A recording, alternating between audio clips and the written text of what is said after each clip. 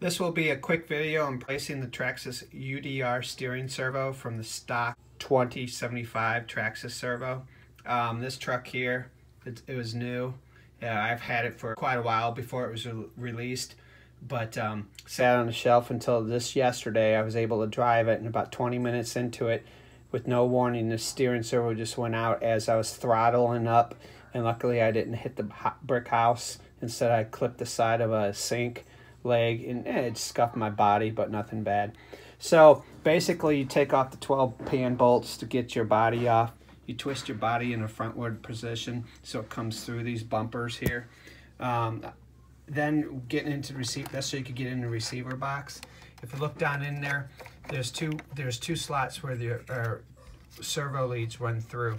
Well, with this receiver box in here, it wouldn't allow it to slide through, so you just pop that loose with that two-sided tape so you can pull your steering servo out.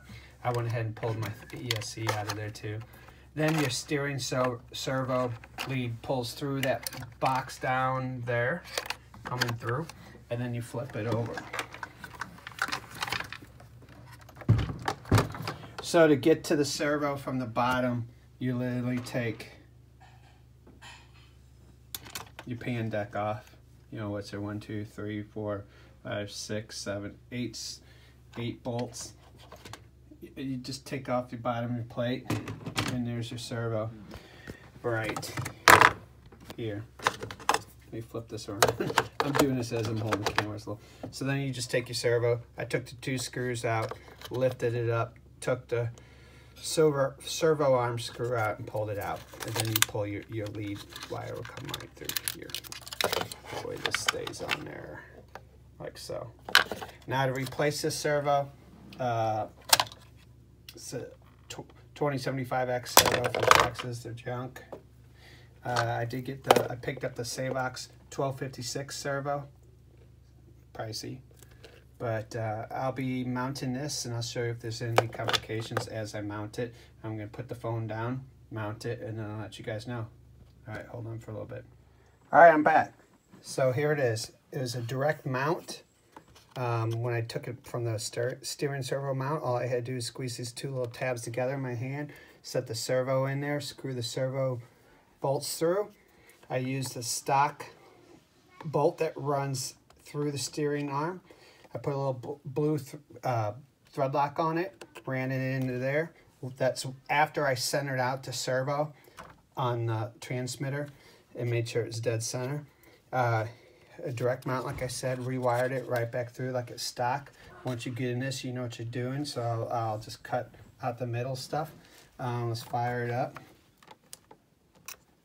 So I already got my steering servo on. I mean my transmitter, sorry. And here it is. So I'm not running a BEC or a glitch buster yet. I'm just going to try it out. I have BECs and glitch busters to put on there. But one thing I did notice, somebody had mentioned in one of my other videos about somebody's going to be working on a mount for an X-Max servo. It's not, I don't even think it's possible, because once you put that thing in there, it's higher than the plate itself, the chassis plate. So I don't even see how you would get that to fit in there unless it's exposed through the bottom of the chassis plate.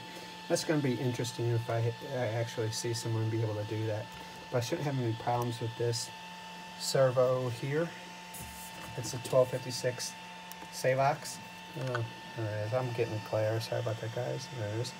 Another thing I noticed is I've only ran the 4S in here because my batteries will only fit the 4S.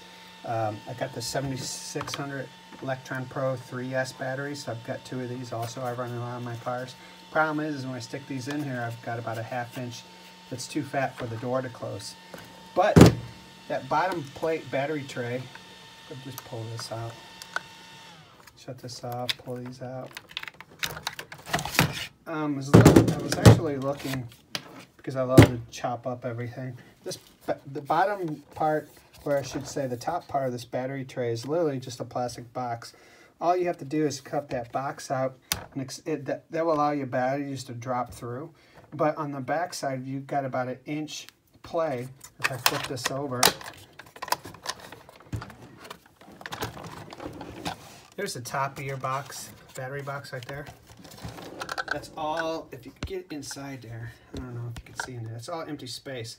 So literally you could cut the top of that box out, raise your battery capacity so you could put some big fat packs in there like that, and then you could get a lot more runtime out of your battery truck. All you'd have to do then is extend this out with some braces on the side and create a bigger box. You could still use that top plate. Literally all you have to do is fabricate or 3D print something that goes right over the top of this edge here and slip right over like another container a little bit bigger if you wanted to. That's just one of my thoughts on this truck that I could do to it, but I love the truck.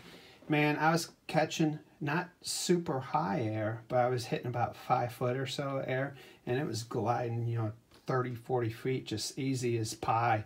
I never even wrecked the truck one time. I mean, it was just leveling out perfect through the jumps. The only thing that went wrong was the steering servo after a couple minutes, you know, about 15 minutes of runtime. Well, hope this helps some of you, and thanks for watching. That's Mercy.